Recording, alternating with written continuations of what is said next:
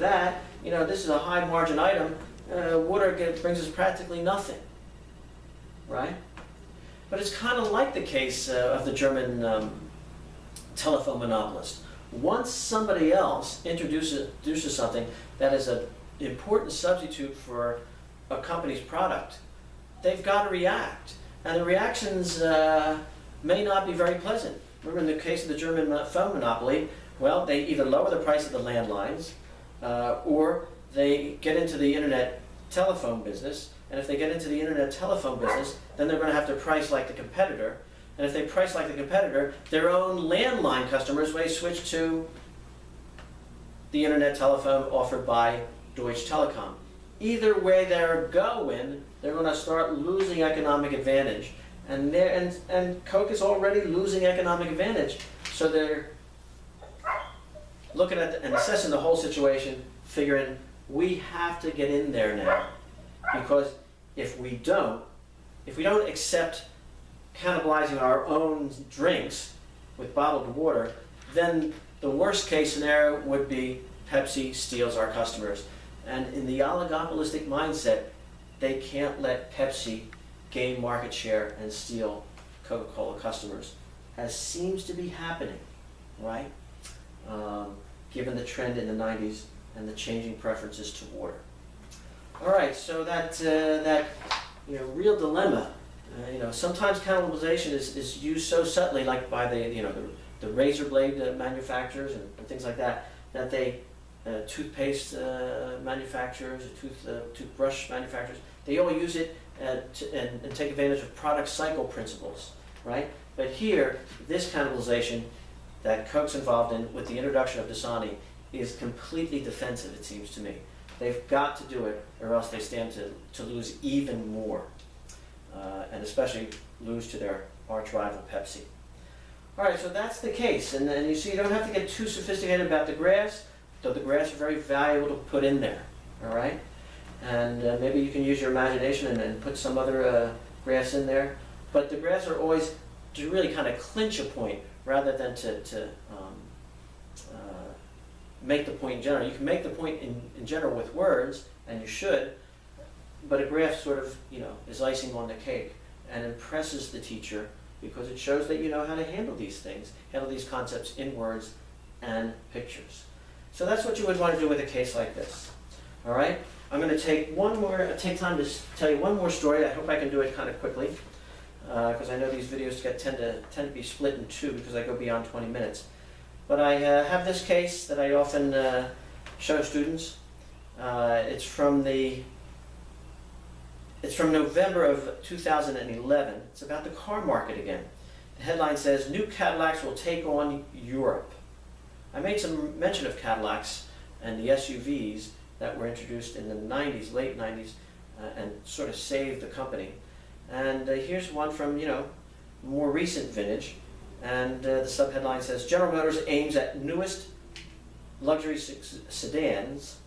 It aims these sedans to challenge Germany's BMW." So we're now in a market for luxury cars. Cadillac, BMW. The article mentioned Audi. There's also Lexus. And it's the sedans that they're focusing on. All right, I'm going to read some elements of it so that you get a sense. I have a major point to make as we go through. General Motors is steering its luxury Cadillac brand toward a head-on rivalry with the ultimate driving machine. GM's new strategy will pit Cadillac's sedans head-to-head against BMW's 3 Series, 5 Series, and 7 Series. So those of you who are into cars, you might know about these. BMW, of course, is a high-class car. It's a risky play for GM. It's a long struggle to challenge the German automakers on the luxury front. BMW outsells Cadillacs, although it mentions that the sales have been growing for both companies. But BMW outsells Cadillac almost 2-to-1, it mentions. And then one of the executives for Cadillac has this quote: "Forever we've had a deficiency complex where we would be reluctant to price with these folks. We wouldn't price and go head to head." In other words, in past versions of luxury sedans, Cadillacs always put their prices lower than the BMWs. They were afraid to challenge them and price like BMWs. And now they're kind of learning that that's been a mistake. Because in a market where only high-income people are actually, your clientele, sometimes the price acts as a kind of reverse sort of signal. We know lower prices attract customers, but the people that can spend a lot of money, the lower price will sometimes signify, it's a cheap car. It's not as well made. For a little bit more money, or even a significant amount of money, which I could afford, I want the best car going.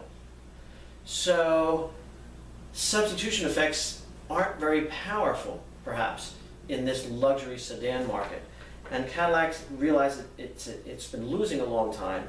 So these economic losses for Cadillac have to be they have to be analyzed in a different way.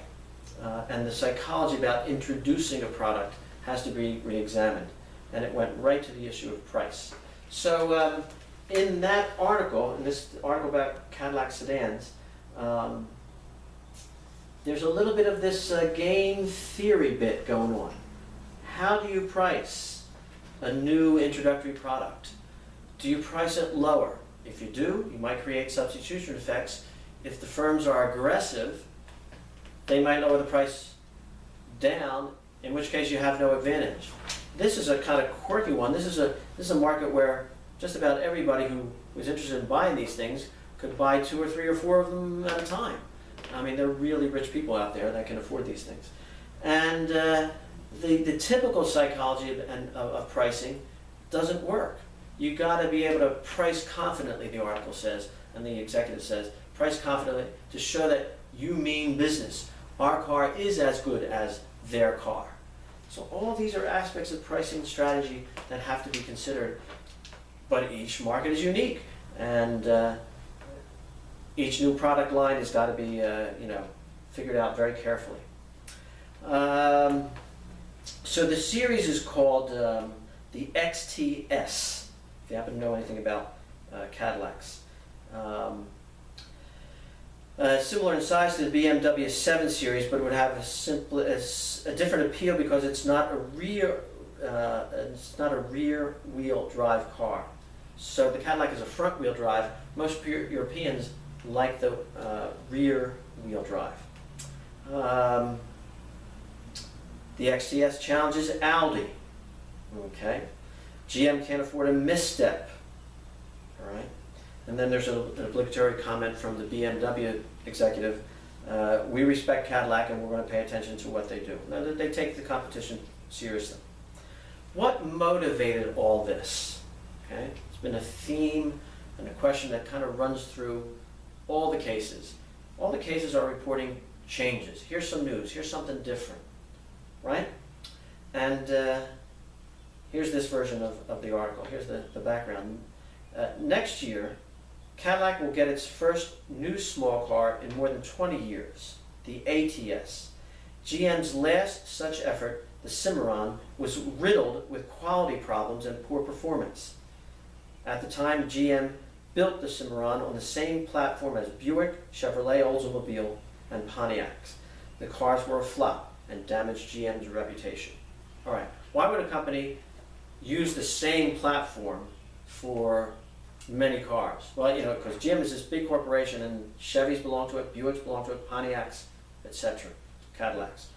Why would they use a single platform for all these cars? It creates economies of scale. You're using a single platform and you can put this car, that car on the assembly line and just go, go, go. All right? Because GM is really the head of all these operations, so they're trying to essentially save money by using a single platform. But it turns out when that car is marketed, and guys that are really intelligent about cars and look for fine details and can afford some really nice cars and afford fine details, if a BMW dealer says, that Cadillac, that's the platform they use for the Pontiac car and for the the Chevy car, and and it's really a cheaply made car, that's convincing to a consumer, and so Cadillac loses business. So they have to be more serious about making their car distinct even from its own cars, so that there's no mixing of brands, no sort of confusion sometimes, or loss in reputation, loss in status of the product that's really the pride and the top of the line of the whole GM corporation. All right. It mentions Chrysler, it mentions some Ford Lincolns. They've had their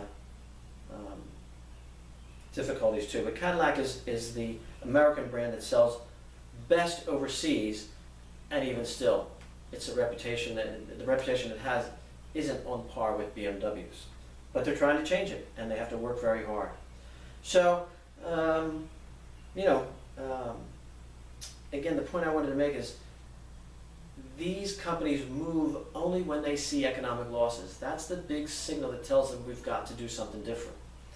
And what you see in monopolistic competition will be different in character than what you see in an oligopoly, but the principles of loss and profit, advantage and disadvantage are the same anywhere, and firms got to react, right?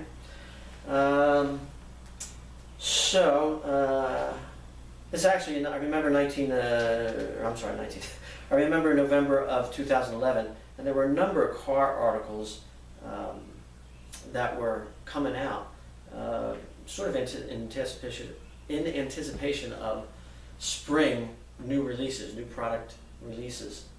Just below the article that I'm holding in my hand, there's an article that says, Ford SUV signals new world car plan. And remember, in 2011, that's 2 or 3 years after the major recession. GM actually went bankrupt and had to be helped out. Worldwide car sales were down.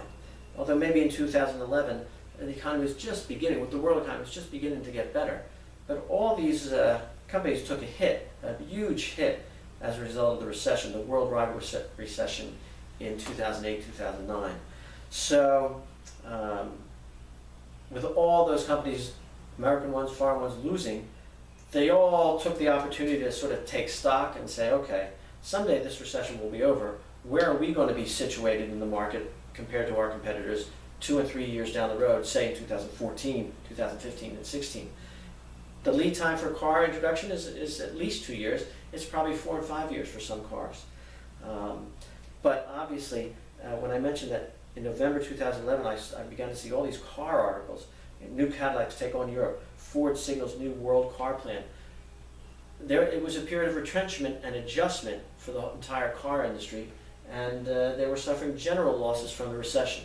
So they had to figure out ways to do new things. As I say this, I think back to the case of the Gap. When the Gap went through the period where it lost popularity, this was the article about stretch pants and leather vests.